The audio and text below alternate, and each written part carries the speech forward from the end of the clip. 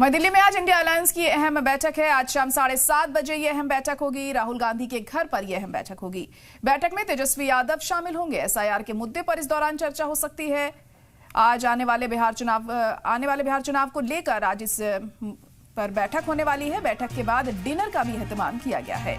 तो India block की आज खास बैठक होनी है और शाम 7:30 बजे वक्त तय किया गया है इस बैठक का। एसआईआर मुद्दे को लेकर लगातार ऑपोजिशन सरकार से चर्चा की मांग कर रहा है और आगे क्या हिकमत अमली होगी ऑपोजिशन की, यह इस बैठक में तय किया जा सकता है। बिहार में जल्द ही चुनाव होने वाले हैं, उसको लेकर भी इस दौरान चर्चा हो सकती है कि कैसे इत्तेहाद को और मजबूती दी जाए, किस तरीके से और ज्यादा सरकार को घेरने की कवायद की जाए, स्ट्रैटेजी क्या रहेगी आगे और क्या कुछ मुद्दे अहम हो सकते हैं आने वाले दिनों में, इस पर भी गौर व खौस किया जा सकता है। तो शाम 7:30 बजे ये बैठक होगी। तेजस्वी यादव भी इस बैठक में शामिल होंगे। एसआईआर का एक बड़ा मुद्दा है जिसे लेकर लगातार ऑपोजिशन सरकार को घेरता हुआ दिखाई दे रहा है।